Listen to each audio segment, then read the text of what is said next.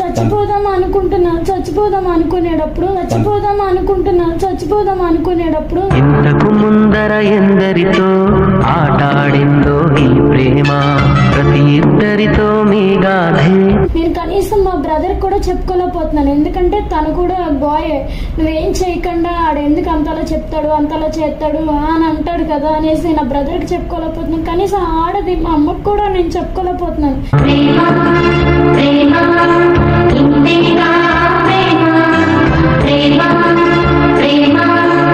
అంతేకాదు నా మొబైల్స్ కి ఎప్పుడు పడితే అప్పుడు వీడియోస్ పంపిస్తాడు, ఎప్పుడు పడితే అప్పుడు ఫోటోలు పంపిస్తున్నాడు.